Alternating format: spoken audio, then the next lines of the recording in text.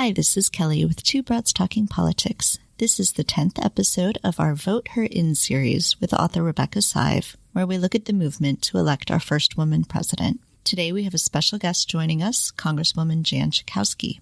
You can catch all of the episodes on this series at twobroadstalkingpolitics.com/voteherin or in our regular feed anywhere podcasts are found.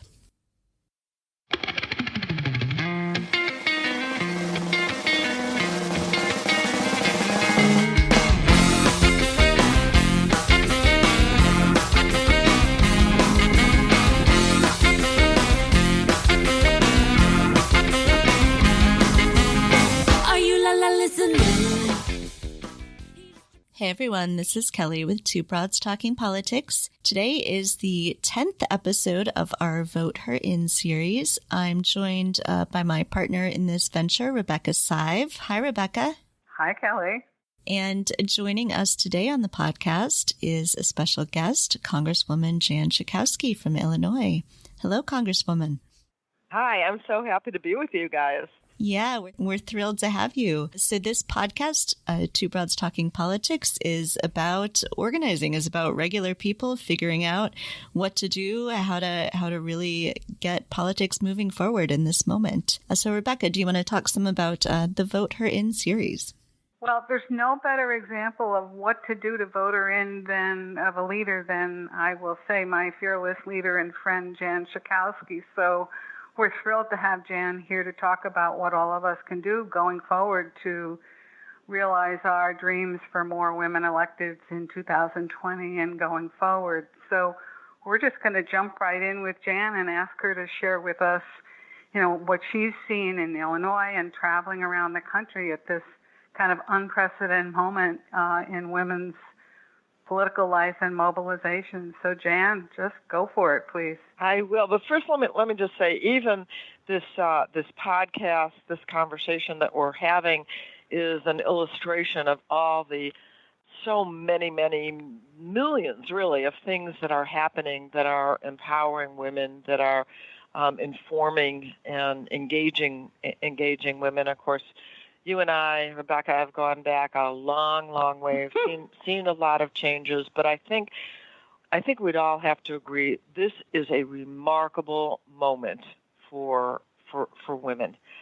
The Women's March, of course, was the largest single gathering after that poorly attended inauguration, was the largest single gathering of Americans in Washington, D.C., and, of course, in the city of Chicago, 250,000 people. And if you add up all over the world, because there were marches all over the place when Donald Trump was inaugurated, after he was inaugurated, we're talking millions and millions of people, all led by women. And we're so happy to see that there was a diversity in that crowd in all different ways, including a lot of men. But it was the Women's March, and there were pundits and even elected officials, one who was a delegate in Virginia who said, I hope the march ends in time for the women to go home and cook dinner.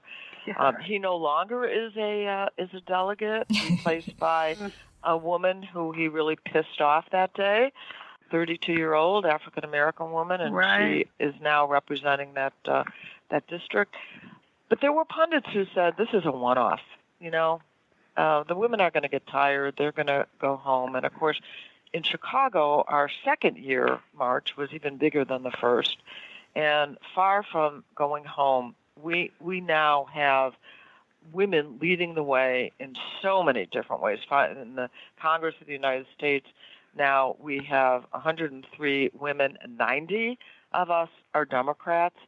We're from all over the country. We're all different ages, starting, with AOC at 29 years old, Abby Finkenauer also at 29 from Iowa. It's a really beautiful thing that we're seeing women stand up and run and win and feel a sense of power. But I want to tell you, I think if you just take, for example, the challenges right now on women's reproductive rights, Right. I'm not afraid. I am not worried. I think that the Republicans have made this enormous political miscalculation. They have no clue what is going to erupt in this country. If they dare to overturn or close to overturn Roe v. Wade, women are poised. Women are not going to go back. I mean, Right. there's one of the I guess one of the posters that was at the Women's March, and you have it in your book. Women are not going back.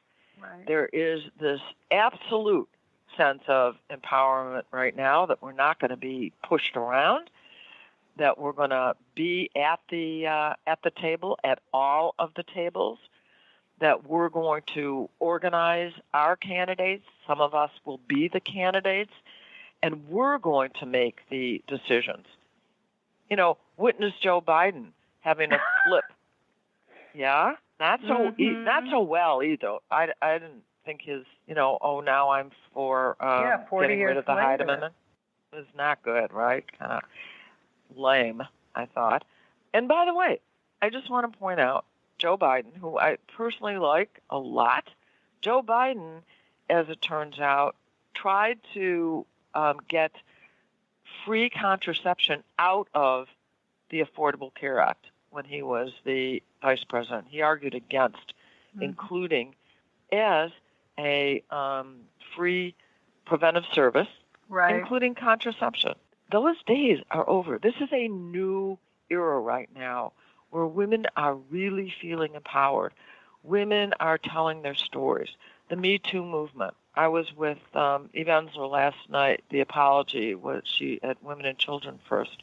Mm-hmm. She, did a beautiful, beautiful presentation about the apology she wrote for her father, who's long gone, what he might have said that would satisfy her and the abuse. So, I mean, all of these things are converging at this moment right now and being reflected in every single arena where women are saying, no, it's our place now, and we're going to be making decisions. Related to that, there are lessons to be learned and shared with women who are just now getting involved, and I know Kelly and Sophie have talked about this, and we wondered if you could share some of that. You know, people are telling their stories and being mobilized, but how do you think they ought to go about it? What are the key sort of activities that you feel we ought to engage in as we work over these next year and a half? Well, or I so? think it would be smart to read your book, Rebecca. Those are in lots of plans and strategies, but it's about knowing. It starts with knowing your power and having a sense of sisterhood and not being alone, and that we can join together to make real change right now in our country. All the evidence is there. Join a group. You don't have to make up a group. You can join an indivisible group. You can join one of the many women's organizations. You can get involved in the big ones like Planned Parenthood or something in your neighborhood that is coming together because we want our schools to be better, and on a local level. I've supported a number of candidates now, young women who have run for school board, and don't be mistaken, these are not unimportant offices. The idea of curricula are decided at a school board level. What are your kids actually going to be taught? Are they going to hear about the 72-year fight for women for women getting the vote? Are they going to be able to read Sojourner's amazing speech about a black woman who started as a slave and Ain't She a Woman became an author and a women's rights advocate, knowing our history, his history has been largely a history of men and the men that have written it. But it's now time for us to feel our own individual power, our own collective power, to join something, to be involved, and nothing could be more important as far as I'm concerned, being involved in this upcoming 2020 election. We cannot any longer tolerate a misogynist. That's just one of maybe 100 things you could say about this president, racist, traitor, the horrible things that he's doing. This is a time then we have to demonstrate women power and get him out of office. Yeah, I'm really struck as you're talking about sisterhood and collective power. You for a long time have celebrated that with your annual Ultimate Women's Power Lunch, bringing lots of women together. But I feel like we're almost in a new time, and I don't know if you're seeing this in Congress as well. But the women running for president, for instance, are all seeming to sort of support each other and not make attacks on each other. It seems like a lot of the women in Congress are friends and are showing that friendship. And at your most recent lunch, you had this amazing story about your history with Congresswoman Ayanna Pressley and the friendship that you now have. Do you sense that too? Is there more of a sisterhood? Is it just because of larger numbers that we're seeing that more? We definitely are flexing our muscle in all kinds of fun ways. The fact that we wore white, for example, to the State of the Union address, forcing the president to make a comment about the record number of women, and we took over cheering for a while. Didn't want to settle down until we made it clear, yes, we are here, and we did it. So there, absolutely, the fact that every year I have my Ultimate Women's Power Lunch, it's always big, but 3,050 people showed up this year to hear Nancy Pelosi and to celebrate each other. That's the great thing about that event. But the numbers of women, and numbers, by the way, are important. I want to say to women, if the only thing that you do is show up, that's really important, because look at the contrast between how many people showed up for the inauguration versus the number of people who showed up at the Women's March the next day. Numbers matter. And if that's your first step, is just to go to a meeting or to go to a rally or to go to a town hall meeting, you don't have to be the one this time that asked the question, but maybe next time you'll want to pull it together and stand up and ask that question. It's exhilarating. It's exhilarating to exert power, and that is the other thing. You're talking about friendship and the women that are running, and I want to say to Hillary Clinton that in many ways she did break the glass ceiling, because there's very little comment really how unusual it is so many women are running for president of the United States of America. It's kind of, well, yeah, of course. Mm-hmm. And so she did that. She made that something that women do now, and yes, they are. We a number of us are also working to get pledges signed that say that during the campaigns that people won't really go after trying to tear each other to shreds, and that after a nominee is chosen, that all of the candidates support that nominee, which I think is important. But I do think that that women are expressing solidarity more and more visibly, and I think men are scared to death of women. I love that. I love it. I love it. And related to that solidarity, Jan, there obviously you mentioned earlier the issue of reproductive rights and legalized abortion, but I wonder if you could talk from your vantage point in Congress and otherwise about the key issues that you think we ought to focus on as women when we're starting to organize or attend town halls or getting involved with campaigns. Well, we certainly have to continue to fight to protect our to protect reproductive rights. The Republicans have chosen that as a battleground. And by the way, I mean, it's certainly not just a political issue, but I do think that we can win the Senate on that issue. I think Susan Collins for voting for Brett Kavanaugh, that is disqualifier. She voted for someone who was not only so intensely disrespectful of a woman in that in those public hearings, but clearly has the wrong view on women's rights up and down on everything. I think the fact that Doug Jones in Alabama is pro-choice is something that can carry him to victory, and I think that we can win the United States Senate on that issue. That they're anti-woman.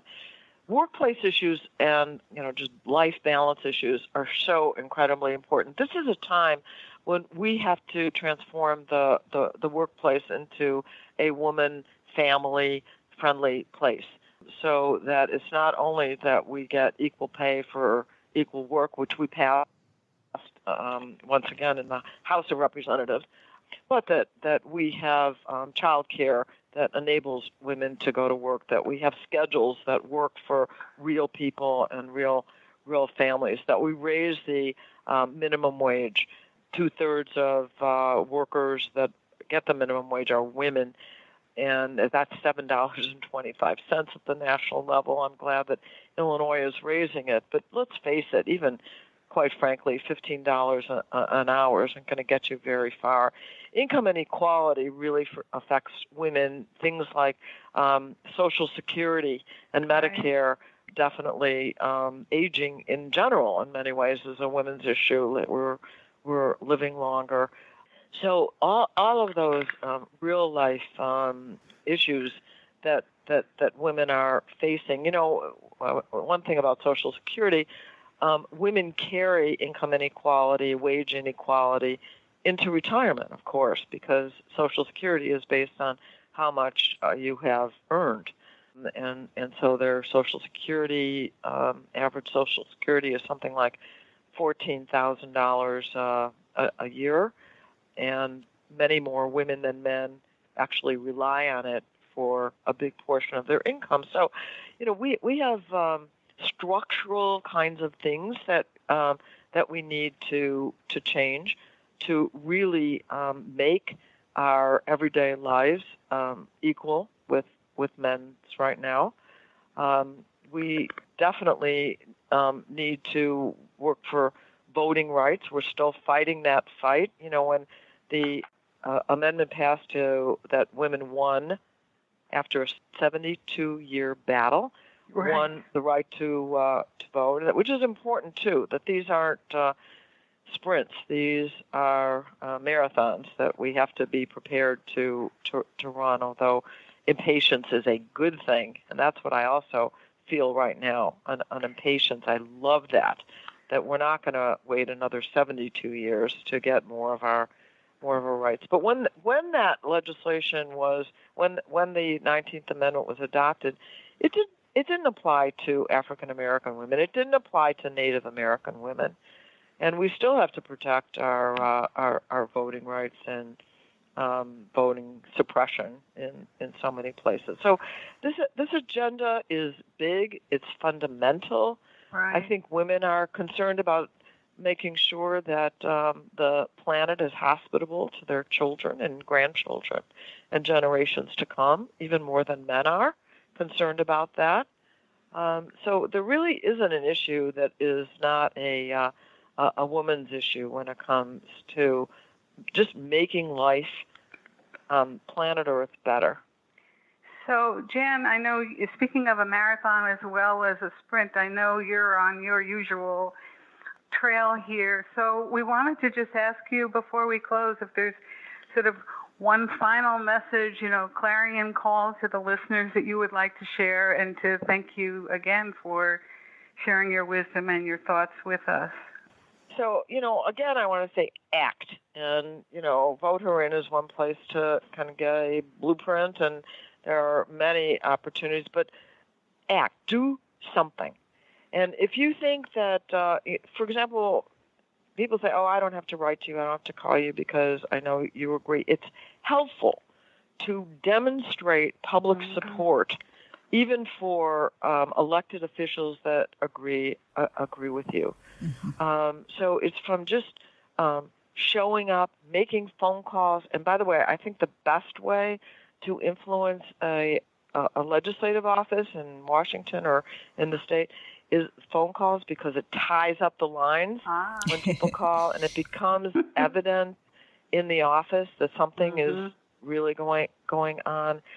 But this is the moment for women to step up in every way, big and small, to get the sense of confidence that you deserve to have, so that we can make the changes that will help everyone, our sons as well as our daughters, our families, including everyone, and will make this country so much better than it is right now. I'm optimistic because I feel the woman power right now. And on that note, thank you. Kelly, some final thank yous and parting words? Yes, thank you so much. Is there anything you would like us to post on our website as a way to sort of call people to action? Well, I think that if they make sure that they are in this battle on women's reproductive rights right now, I think that would be important. We passed a budget that we'd like the Senate to pass that does many of those things in terms of more money for child care and for equal pay. So, make sure you're in contact with your legislators. Right. Excellent. Thank you so much, Jan. This was really exciting to talk to you. I'm really, really grateful that you're doing this. Thank you. The Vote Her In segment is a collaboration of Two Broads Talking Politics and author Rebecca Sive. Our theme song is called Are You Listening, off of the album Elephant-Shaped Trees by the band Immunuri, and we're using it with permission of the band. Our logo and other original artwork is by Matthew Weflin and was created for use by this podcast. You can contact us at twobroadstalkingpolitics@gmail.com or on Twitter or Facebook at Two Broads Talk. You can find all of our episodes at twobroadstalkingpolitics.com or anywhere podcasts are found.